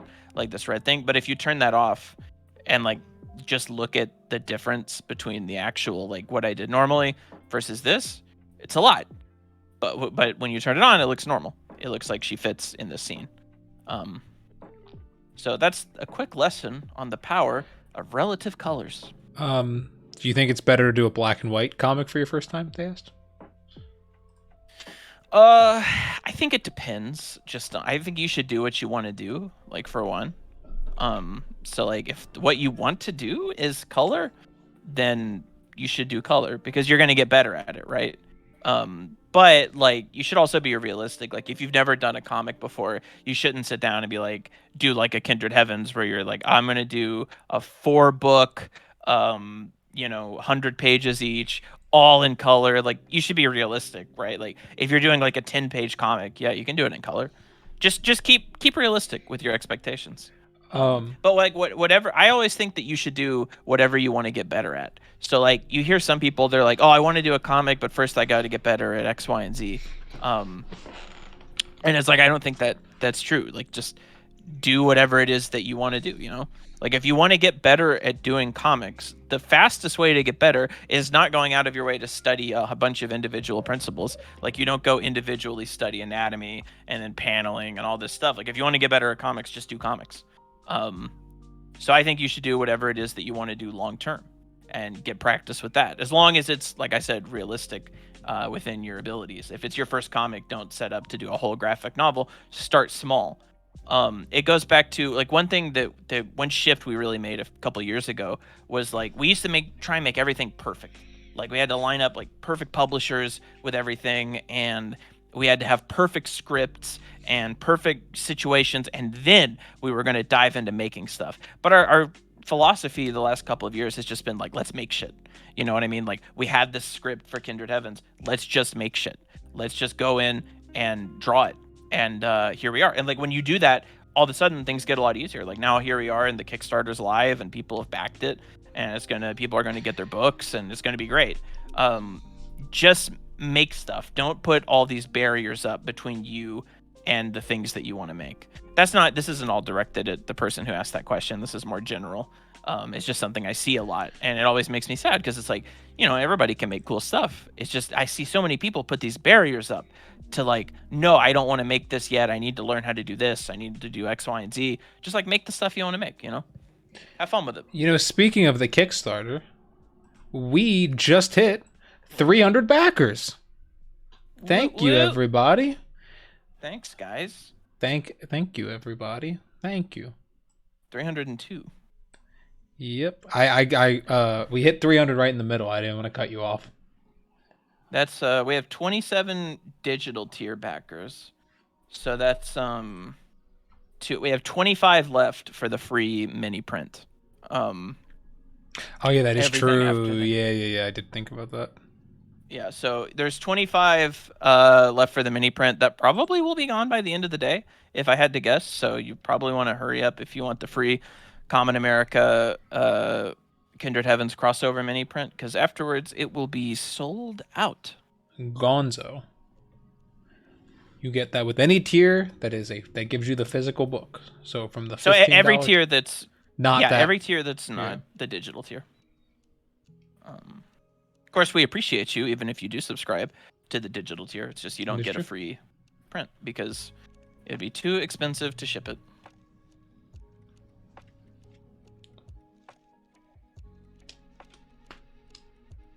Wouldn't really make it very free at that point. Yeah. For us.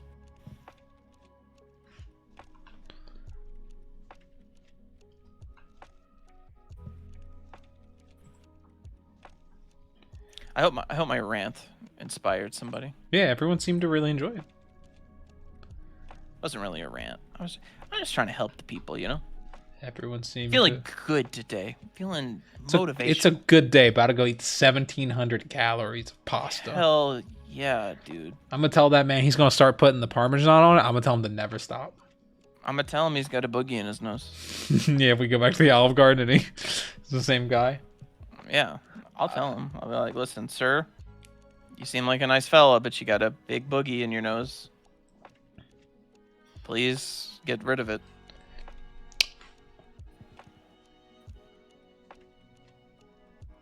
But that's pretty much it, right? Yeah. Gotta find somebody to raid. Fucking Olive Garden, ooh. That's a crazy take from my sister right there. I'll call her out. That's my sister. Everyone say hi, Bryce's sister. Say crazy take, bad take. Hi, Bryce's sister. Crazy take, bad take. Now we have her and Rob watching. Starly said, also real talk. Starly said, I got a funny idea to promote the Kickstarter. Well, what is it? And Feline said, real talk, the tutorial made me think. A pose sheet like this, but with mixed lighting setups divided, would be kind of sick. Does that sound cool? Sounds cool. Sounds like a lot of work, and I'm lazy. Wow. Shout out to Lazy Nizumi. Lazy Waiting Nizumi for the sponsorship. $5.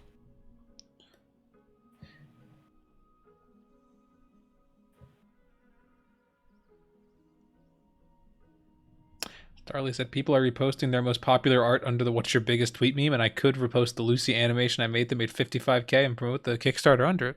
That'd be very kind of you, Starly. Yeah, do it. Very much appreciate that. Mutually beneficial. Symbiotic. Are we good? We're looking for someone to raid? Good. I got somebody to raid, yeah. Okay, bye everybody. See you on Friday. Bye. Thanks for coming. Don't forget to support the Kindred Heavens Kickstarter. Give us money. We love you if you have already. Even if you haven't, we still love you. Bye everybody. Bye.